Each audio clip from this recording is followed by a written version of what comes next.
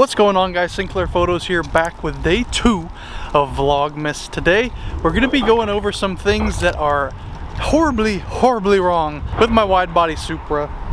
We're going to do every single thing that I am having a problem with since getting it wide-bodied, and just some maintenance things that need to be dealt with pretty soon. So before we go into that, we're gonna have to start it up, because one of the first things that is messed up with this car is the airlift system.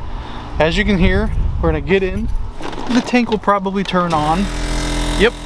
And that don't sound very good. So we'll start her up, let her purr, and as you can see, we are completely out of air.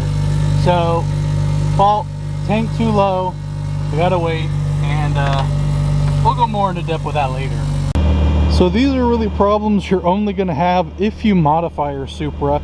If you're like my friend Mason and is financially smart with his money, you won't have to worry about really any of these.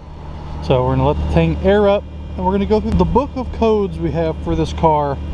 But first, we're gonna go to somewhere a little bit more nice.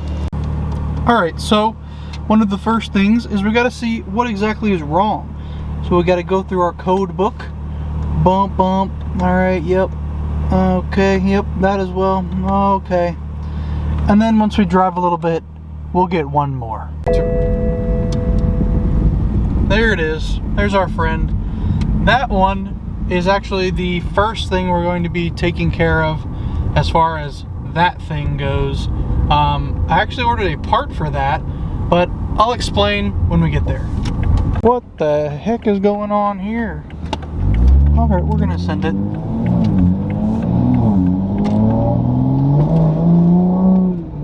Whee! That car low as hell!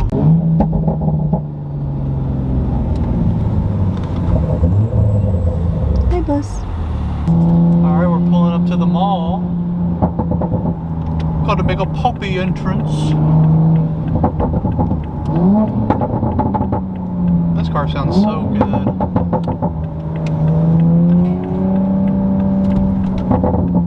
Alright, let's talk about everything wrong with this car.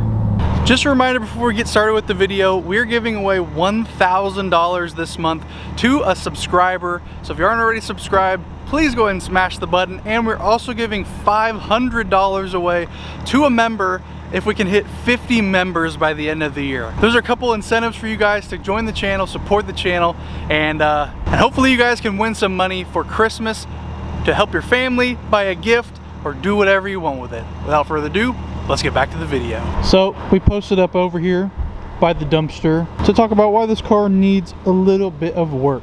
There's a few things on the laundry list for this car, the first of which being an oil change. This car got one oil change back, like right when I got it, when it hit like 3,000 miles, and right now it's sitting at about 11,000. So I think just for good maintenance, just some safety, because I've heard turbo cars need oil changes a little bit faster than regular natural aspirated cars. So we're headed up to Dallas this weekend. We're gonna get an oil change up there. One of the homie Instagram followers is hooking it up with that. But it also needs something that I don't really want to do at my house, and I might bring the part up there to do it as well, because whenever you modify a Supra suspension, there's this little plastic piece up inside the rear driver side wheel well. That's kind of like a height sensor to, I guess, give you your car the best ride possible on the stock suspension. When you modify it, they have a clip at the top that has a tendency to break. The people that installed my coilovers on this car before I went with the bags snapped it off, didn't do anything about it, and I had to wonder why I had a chassis code for like the last 6 months. So, I mean, if you're gonna let somebody work on this car, just make sure you go to somebody that actually knows what they're doing and is sensitive around those areas that are really fragile. I picked one up from Visconti Tuning's website, and it's just a metal replacement of the plastic bracket that goes back here. So it's a little process. We just take the wheel off, slap it on there. I think it's just a 10mm bolt, if I could ever find mine, and that will take care of one of our lights and an oil change. So one of the next things that I need to get fixed is there's something going on with this air tank.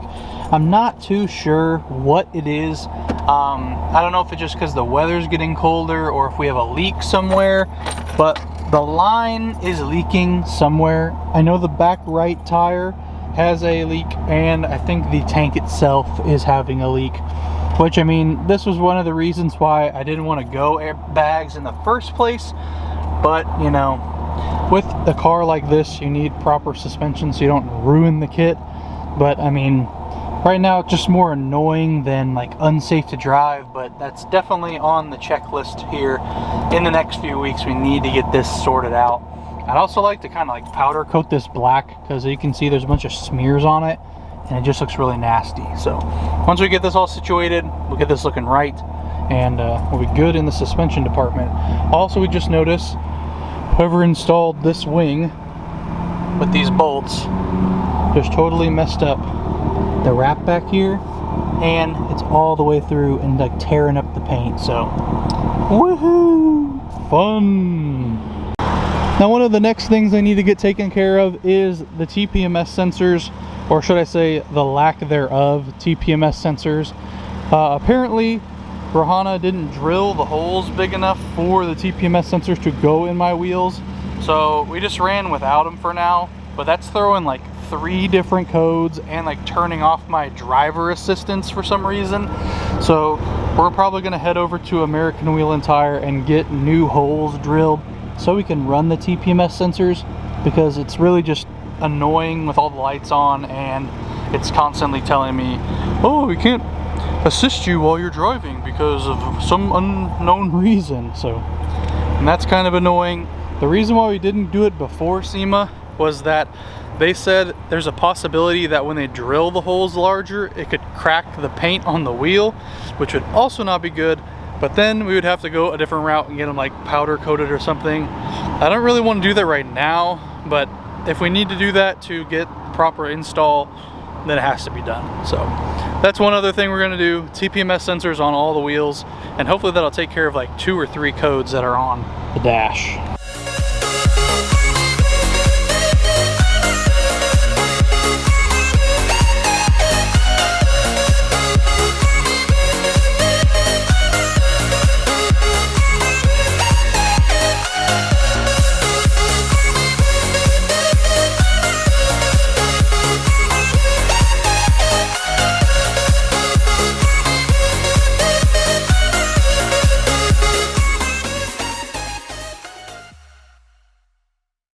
And for the next thing on the list, we have the hardware on the wide body kit.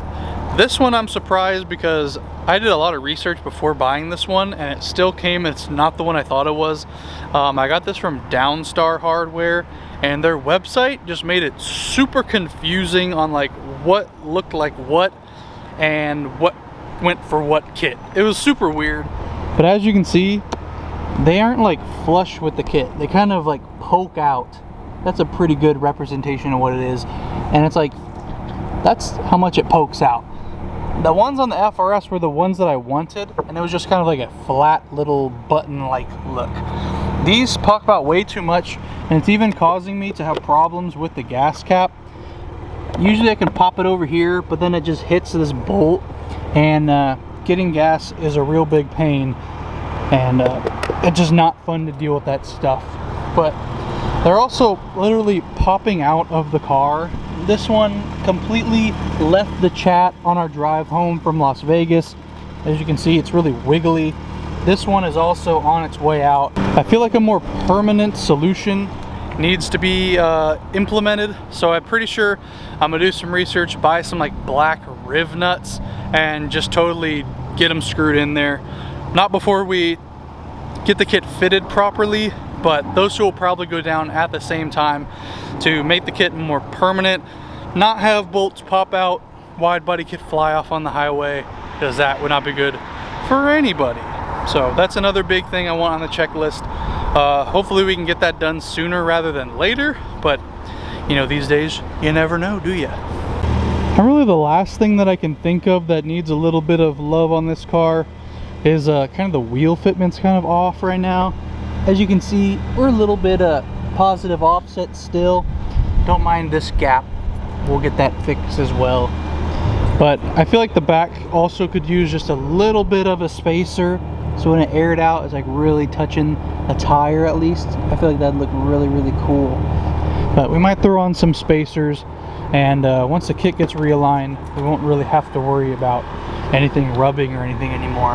Like I mentioned in my SEMA videos, the door gets caught on this part of the kit sometimes, and I can't get out of the car. So I really look really, really dumb, and we don't like that. One thing I forgot to mention is that I have a restraint system fault as well. I don't know if that's because they took the doors off to wrap the car, or if they did something with the seats, but before the car got wrapped, I didn't have that code, and now I do. It's very, very annoying. The car doesn't think that I have airbags or seat belts, as you can see on the right side there. And I have no videos on YouTube.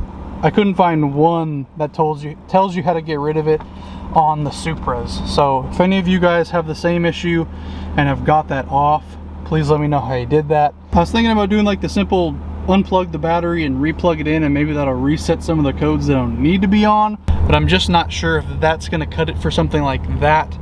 Hopefully I don't have to buy a replacement sensor or something, because that'd just be a whole other pain in the butt, and I didn't cause that whatsoever. So I feel like if a shop does something, they should pay if it messes it up. So I don't know, we'll see if that's an easy fix. If not, hopefully we can get it sorted out cheaply.